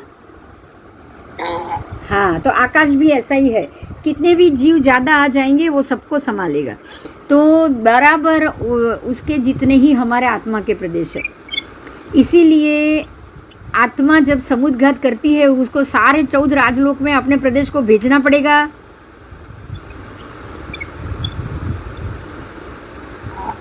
क्योंकि आत्मा तो 14 राजलोक में घूमी हुई है ना। हमने तो 14 राजलोक में हर जगह पे जन्म लिया हुआ है। तो वो हर जगह पे जाके आपको आत्मा प्रदेशों को फैलाना पड़ेगा। केवली समुद्घात करते वक्त वो अपने आत्मा को पहले कैसे बनाते हैं? ऐसे दंड जैसा बना। देखो ये दंड बना, पिक्चर दिख रहा है? ये देखो उसने पहले दंड बनाया, देखा सीधा? और ये दंड बने, देखो उसमें आंतरा, देखो यहाँ बाजू के पिक्चर में देखो मेरा कर्सर घूम रहा है, देखो इसमें कितने आंतरे बने? 1 आंतरा, 2 आंतरा, 3 आंतरा, ये आंतरे बने सारे। 14 राजलोक के ऊपर, ये ऊपर की बात है, ये सबसे ऊपर की बात है। यहाँ जो सिद्ध शिला है वो 8 आंतरे वाली सिद्ध शिला हो गई। अब आप आओ यहाँ प्रथम समय में किया हुआ दंड, ये प्रथम समय में किया हुआ दंड है। देखो यहाँ पे दिख रहा है, ये लंबा दंड दिखा? द्वितीय समय में वो कपाट बनाता है, ऐसे पूरे अपने आत्मा प्रदेशों को कपाट की तरह, कपाट मतलब ऐसी दीवार जो यहाँ से लेके यहाँ तक फैल जाए, ऐसे कपाट बनाएगा। आप कपाट कैसा होता है? हमारे कमरे में कपाट कैसे होते हैं? फैला हुआ होता है ना, ऐसा आड़ा। ऐसे ही अपने आत्मा प्रदेशों का वो कपाट बनेगा। पहले आत्मा प्रदेशों को 14 राजलोक में फैला के दंड बनाया जाएगा, उसके बाद उसको कपाट करेंगे तो ऐसे पूरे 14 राजलोक में ये फैल गया। तीसरे समय में किया हुआ मंथन, मतलब अब वो मंथन करेगा, जैसे दही वलोते हैं ना, हम मंथन करते हैं ना, वलोना घुमाते हैं, उसको मंथन किया जाता है, बराबर? ऐसे ही वो अपने आत्म प्रदेशों को वलोणा की तरह घुमाएगा, पूरे गोल गोल गोल गोल गोल। जैसे आप दही में छाछ में वलोणा घुमाओगे तो वो पूरा गोल घूमेगा कि नहीं? मक्खन कैसे निकलेगा? मंथन होता है तो बिल्कुल गोल गोल दही घूमता है। तो ये 14 राजलोक में आत्म प्रदेश कैसे घूमेंगे? आपने फैला दिए, अब आप मंथन कर रहे हो तो आत्म प्रदेश सारे गोल गोल घूम रहे हैं। समझ में आ रहा है? आपके एक भी आत्म प्रदेश ये जगह को छोड़ेंगे नहीं, पूरे 14 राजलोक में भर जाएंगे। तो तीसरे समय में ऐसे मंथन करेंगे और चौथे समय में आत्रा के वो स्थान जहाँ आत्म प्रदेश फैलते नहीं है, वहाँ चौथे समय आत्म प्रदेश पूरे होते हैं। मतलब चौथे समय में क्या होगा? तो जो आपके अष्टरूचक प्रदेश है ना, प्रत्येक आत्मा के अष्टरूचक प्रदेश, उसके ऊपर कोई कुछ भी लगता नहीं, कोई कर्म नहीं लग रहा है, बराबर?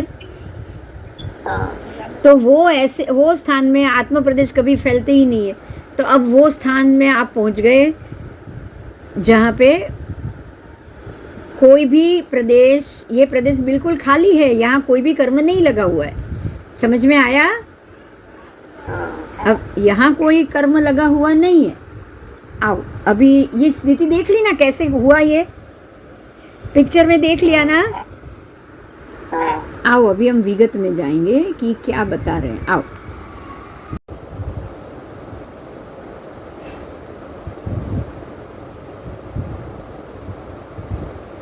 जब केवली समुद्घात करते हैं तो पहले तो अपने आत्म प्रदेशों को 14 राजलोक में फैला दिया। पहले समय में जूम करके फैला देंगे। समझ में आया? हाँ, ठीक है। 14 राजलोक प्रमाण लंबा और अपने शरीर प्रमाण चौड़ा, अपना शरीर है उतना चौड़ा है और पतला लंबा डंडा करेंगे, आत्मा प्रदेशों को दंडाकार बनाएंगे। फिर दूसरे समय में पूर्व से पश्चिम लोकांत, पूर्व से पश्चिम, ध्यान दो, ये पूरा 14 राजलोक है। तो पूर्व से लेके पश्चिम तक आओ, मैं फिर से पिक्चर बता दूं आपको। ये पूर्व से पश्चिम हुआ, ये कोने से ये कोने, सूर्य जैसे पूर्व पश्चिम घूमता है, पूर्व से पश्चिम, पश्चिम से पूर्व, पूर्व से पश्चिम, पश्चिम से पूर्व, पूरा ऐसा गोल घुमा कि नहीं? हाँ, तो बराबर इस तरह से अपने ये पूरे दंडाकार आत्म प्रदेशों को पूर्व से पश्चिम उसको घुमाना है। इसी को मंथन कहा जाता है। क्या कहा जाता है? पहले कपाट बनाएंगे, पूर्व से पश्चिम उसको फैलाएंगे, ठीक है? उसके बाद उसका मंथन करेंगे।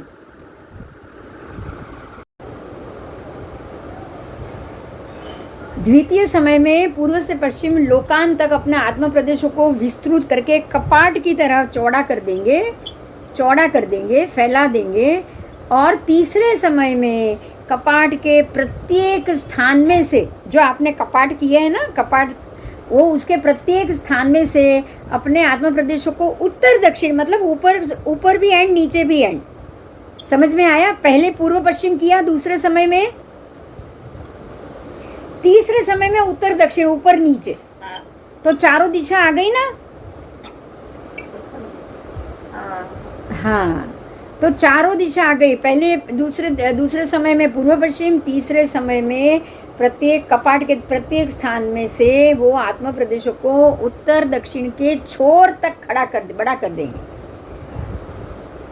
तो 14 राजलोक के बहुतम प्रदेश में आपका केवली का आत्मा प्रदेश व्याप्त हो जाएगा। बोलो होगा कि नहीं? कि समझाऊं फिर से? आओ पिक्चर में आओ। देखो, पहले उसने पहले समय में लंबा किया, लंबा दंड बनाया, आत्म प्रदेश ही ऐसा समझ लो, लंबा दंड। दूसरे समय में ये दंड को ऐसा फैला दिया, ये एंड टू ये एंड, मतलब पूरे 14 राजलोक में फैल गए आपके प्रदेश।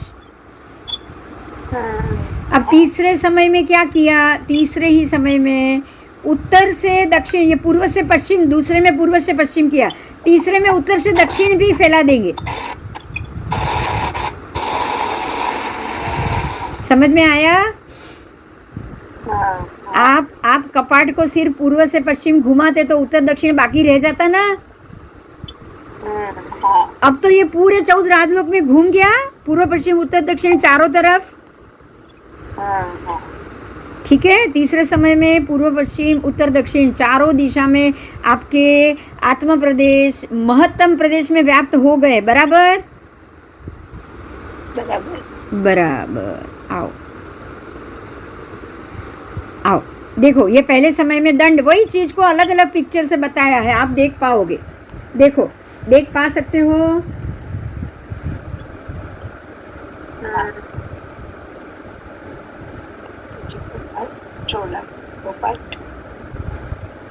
पहले समय में दंड, दूसरे समय में कपाट। देखो कपाट कैसे बना है, देखो पूरा पूर्व से पश्चिम।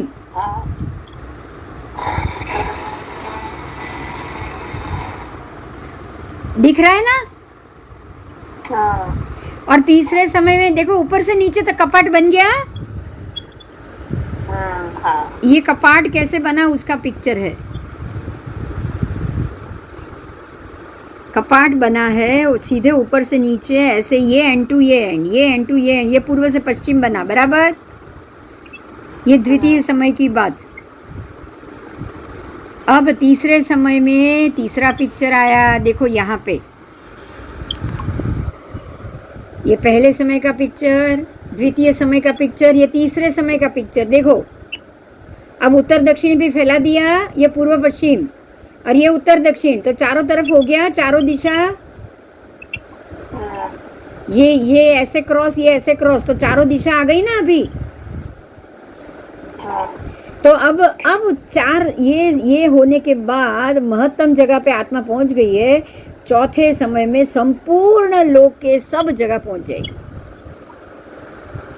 चौथे समय में, समझ में आया? सारी जगह पहुंच जाएगी। अब देखो जैसे ये निगोद ठसाठस भरे है कि नहीं, ये निगोद के गोले 14 राजलोक में ठसाठस भरे है कि नहीं? बिल्कुल ऐसी तरह आपका भी आत्म प्रदेश ठसाठस भर चुका है।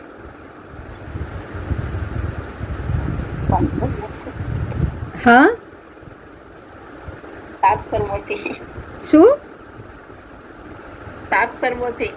नहीं नहीं, ये तो आप केवली समुद्घात हो रहा है, ये तो सारे खत्म कर रहे हैं। हाँ अपन तो अभी भी है बाबा, अपन कहाँ केवली। 4 घाती कर्म का क्षय नहीं होगा तब तक कहाँ होगा, बोलो।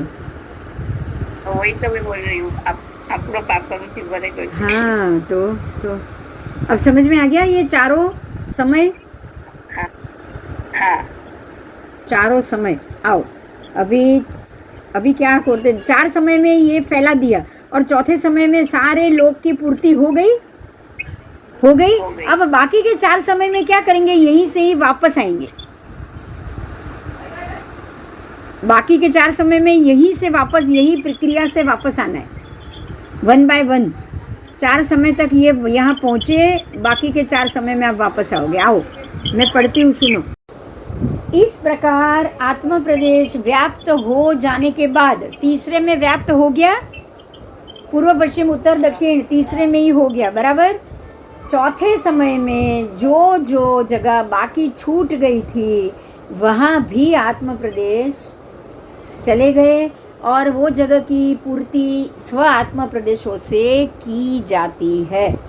और ये करने से केवल ज्ञानी भगवान के असंख्य आत्म प्रदेश लोकाकाश के प्रत्येक प्रदेश पर 4 ही समय में व्याप्त हो गए कि नहीं?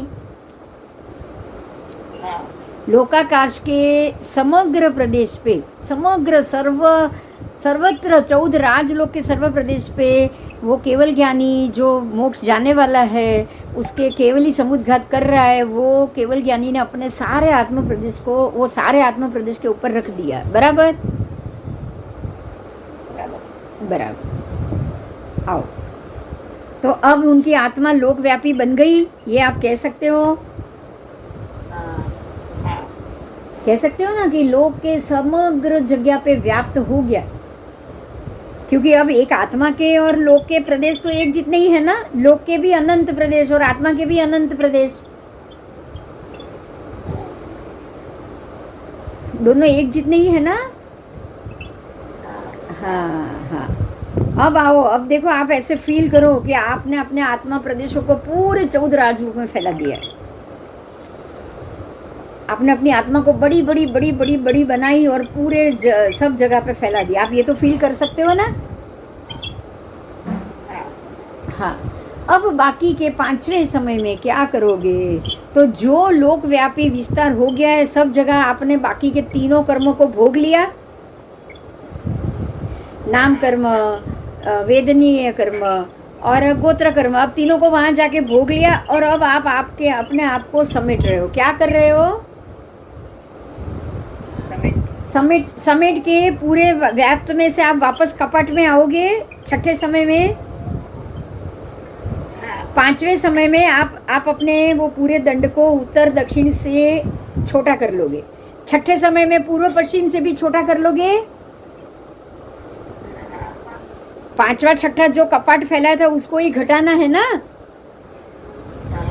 अब 7वें में दंड को भी घटाओगे। देखो, मैं फिर से बोल रही हूँ, 5वें समय में क्या घटाओगे आप?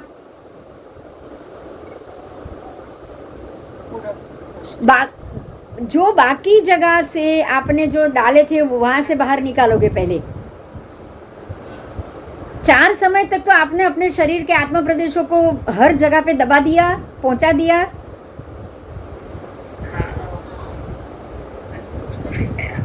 फिर से ध्यान दो, 3 समय तक ही आपने दंड और कपाट किया है। चौथे में तो सब जगह फैलाया, बाकी खाली जगह में फैलाया।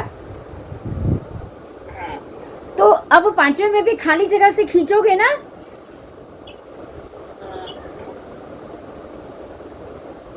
कपाट में तो 7वें में जाएंगे, 6ठे में जाएंगे। समझ में आई मेरी बात? अब 6ठे में क्या करेंगे? उत्तर दक्षिण कपाट को बंद करोगे और 7वें में पूर्व पश्चिम कपाट को बंद करोगे। बराबर? बस चलो, 7 तक मैं बोल रही हूँ, सुनो। 6ठे में देखो, 5वें समय में जो खाली जगह थी वहां से आत्मा प्रदेशों को पुनः वापस खींच लिया। बराबर? 6ठे में उत्तर दक्षिण को कम कर लिया और 7वें में पूर्व पश्चिम को कम कर लिया। समझ में आ गया? आपने बोला 7वें में दंड नहीं, 8वें में दंड आएगा। अच्छा, 8वें। देखो, आपने पहले में दंड किया है तो दंड 8वें में ही आएगा ना। पहले में दंड किया, दंड 8वें में आएगा। पहले में दूसरे में पूर्व पश्चिम किया तो 7वें में पूर्व पश्चिम आएगा। तीसरे में उत्तर दक्षिण किया तो 6ठे में उत्तर दक्षिण आएगा। और चौथे में बाकी के आंतरे में भरे थे तो 5वें में आंतरों में से बाहर निकालोगे, एग्जिट होगा। ऐसे ही समझ में आ गया? हाँ, मैं फिर से बोल रही हूँ, 1 बाय 1 ध्यान से सुनो। पहले में दंड करोगे, दूसरे में पूर्व पश्चिम कपाट के आंतरे, तीसरे में उत्तर दक्षिण कपाट के आंतरे, चौथे में जो जो जगह छूट गई है वहां के आंतरे भर दिया। अब चौथे तक तो आपका पूरा राजलोक में पूरा भर गया। बराबर? और भोग लिया, जो भोगना था भोग लिया, खत्म कर लिया, 0 कर लिया। 5वें में जो छोटे छोटे कोने से भरा था उसको पहले खींचोगे। 6ठे में जो उत्तर दक्षिण किया था उसको पहले खींचोगे कपाट। 7वें में पूर्व पश्चिम कपाट को खींचोगे। बराबर? और 8वें में जो दंड किया था उसको वापस पूरा समेट लोगे। दंडाकार प्रदेशों को समेट के वापस 8वें समय के बाद अपनी आत्मा वापस फिर से मूल देह जितनी बन जाएगी। क्लियर हो गया? एकदम क्लियर? पहले 4 में क्रिया होगी और बाकी के 4 में उसी माध्यम से ही बाहर आएंगे जैसे आप अंदर गए थे। ऐसे 8 समय में ये क्रिया होने के कारण केवली भगवंतों ने जो जो आयु के बराबर बाकी उनके सारे कर्मों को भोग करके लाकर रख दिया। ठीक है, यस। तो ये आपका ये उदाहरण, अब इसको ये क्रिया की सहायता से उदीर्णाकरण करना असंभवित होने से अपवर्तना नामक करण द्वारा पूर्वोक्त 3 कर्मों की दीर्घ स्थिति को सम करके अपने योग्य स्थिति वाला बनाते हैं। ये क्या करते हैं? तो जो अपवर्तनाकरण करते हैं, इसको क्या बोला जाता है? अपवर्तना। क्या बोला जाता है? अपवर्तना। अब ये उन्होंने अपवर्तना कर्मकरण किया कि जो जो उनके भोगने के बाकी थे, जो दीर्घ स्थिति वाले कर्म थे, उसको आयु स्थिति के बराबर लाकर रख दिया। ठीक है, हाँ, ये उसको अपवर्तना कहा जाता है कि जो 3 कर्मों की दीर्घ स्थिति थी उसको सम करके छोटा कर दिया। मतलब अपवर्तना किया ना, 3 कर्मों को अपवर्तन किया ना, वो 3 कर्म को उन्होंने बढ़ाया नहीं ना, नहीं तो आयु बढ़ानी पड़ती। हाँ, आयु बढ़ा नहीं सकते थे, इसलिए 3 कर्मों को अपवर्तन कर लिया, तो इसको अपवर्तनाकरण कहा जाएगा। ठीक है, जैसे अब एग्जाम्पल दे रहे हैं कि कोई गीला कपड़ा ऐसा ही पड़ा रहेगा, तो पानी को सूखने में आप गीले कपड़े को घड़ी कर दोगे तो पानी सीखने में कई घंटे निकल जाएंगे, 2-3 दिन तक वो सूखेगा भी नहीं। अब अगर वो गीले कपड़े को आप खुला कर दो और झटक दो तो जल्दी सूखेगा। तो जो आपने पहले उसको खुला किया फिर झटका, अब खुला किया है तो आपने पहले उसको प्रदेश को दंडाकार किया कि नहीं, और उसके बाद झटका तो हर जगह से पानी को बाहर निकाल दिया और अब सुखाया तो अब सूख गया, तो सूखने के बाद वैसे ही घड़ी किया वापस जैसे ही आपने खोला था। समझ में आ गया? बस इस तरह से कपड़ा खोलो, धुओ, सुखाओ, झटको, पानी निकालो और वापस घड़ी करके रखो। ये पूरी क्रिया जो हम कपड़े पे करते हैं वही ये 4 कर्मों पे अपवर्तना करके केवली भगवान केवली समुद्घात करके अपनी आयु स्थिति के बराबर बाकी के 3 कर्मों को लाकर रख देते हैं। मुझे लग रहा है आपको एकदम ठीक से समझ में आ गया। बराबर। तो ये हुआ आपका केवली समुद्घात। ये टॉपिक केवली समुद्घात पे, यहाँ पे केवली समुद्घात खत्म हो गया। ठीक है, हाँ, अभी भी आपके थोड़े हैं। एक समुद्घात यहाँ और समझा है, वो मैं समझा देती हूँ। ठीक है, तो समुद्घात का टॉपिक खत्म होगा क्योंकि यहाँ सिर्फ केवली समुद्घात को ही समझाया गया है, बाकी के 5 समुद्घात को यहाँ नहीं बताया। वो जब आगम में पाठ आएगा तब हम पढ़ेंगे। ठीक है, हाँ। अब यहाँ अजीव समुद्घात कहा है, इसको भी हम समझ लेते हैं। अब केवली समुद्घात तो जीव ही करते हैं, अजीव तो करता नहीं है।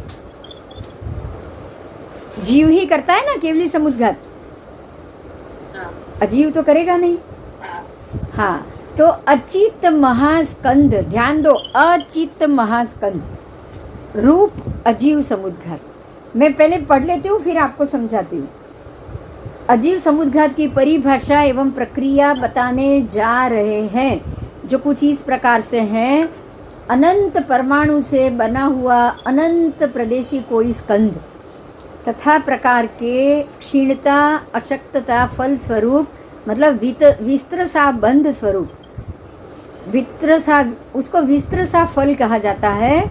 ऐसे ही क्षीण और अशक्त अथवा स्वाभाविक रूप से केवली समुद्घात में दंडाकार और कपाट आकार में जिस प्रकार से उसको बताया गया है, उस प्रकार से ही 4 समय में संपूर्ण लोकाकाश में व्याप्त होके फिर से 4 समय में उन सभी अवस्थाओं को समेट के मूल अवस्था अथवा अंगुल के असंख्यातवे भाग रूप बन जाता है, उसे अजीव समुद्घात कहा जाता है। संपूर्ण लोकाकाश में व्याप्त होने की योग्यता वाले अथवा व्याप्त बने हुए पुद्गल स्कंद अनंत है, जिन सबको अचित महास्कंद के नाम से पहचाना जाता है। यहाँ ये प्रयत्न जीव द्रव्य का नहीं लेकिन अजीव द्रव्य का है। अब यहाँ ध्यान दो, जैसे केवली समुद्घात एक जीव करते हैं, ऐसे ही अजीव समुद्घात भी होता है, और अजीव भी महास्कंध में मतलब बड़े आकार में अपने आप को ऐसे ही दंडाकार बनाएगा, फैलाएगा, समुद्घात करेगा, और फिर से वो घट के बिल्कुल अंगुल के असंख्यातवें भाग जितना हो जाएगा। समझ में आई बात? ये अजीव द्रव्य भी ऐसे समुद्घात करते हैं।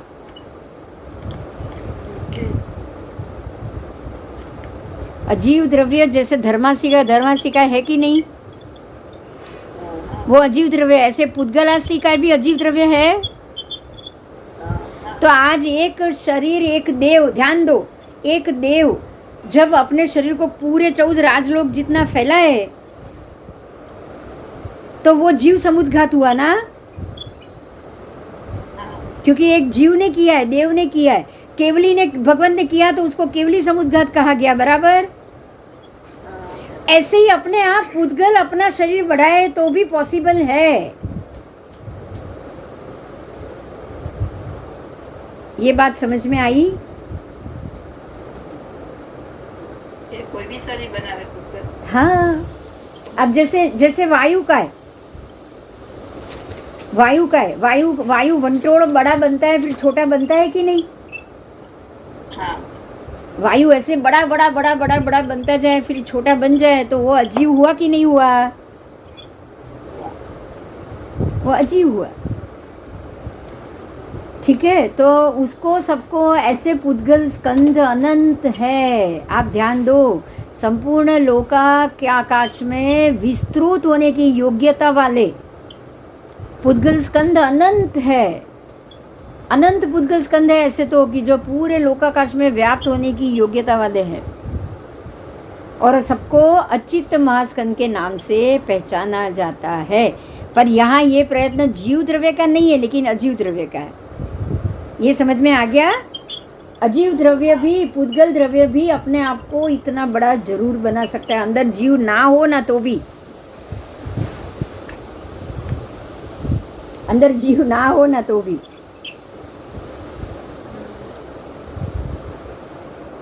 बराबर बराबर। धर्मासिका है ही ना, सीधा एग्जाम्पल है हमारे पास, पूरे 14 राजलोक में फैला हुआ है कि नहीं? वो भी महास्कंद है कि नहीं? अचित है, महास्कंद है, अजीव है कि नहीं? बताओ। अरूपी है, अस्तिकाय है। हाँ, फिर अचित महास्कंद है ना, अचित ही है ना वो। वो ऐसा तो है ही नहीं खत्म हो जाए, मर जाए, नहीं। धर्मासिका है क्या? बिल्कुल अजीव है, अजीव महास्कंदी हुआ कि नहीं हुआ? बताओ।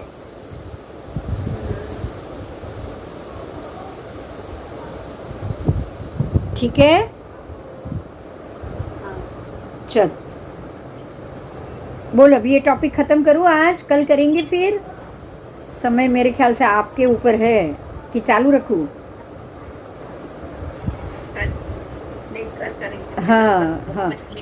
हाँ, काले करूँ कि नहीं, कि હવે સીધું સોમવારે?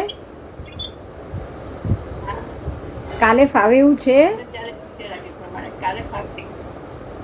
કાલે ફાવશે? કાલે ચાલશે નૂતનબેન તમને? कल मेरे को नहीं जमेगा। अच्छा, कल 4 बजे भी नहीं जमेगा? अगर आप चलो ठीक है, देख लेते हैं फिर। चलो 3 बजे ले लूँ 4 की जगह?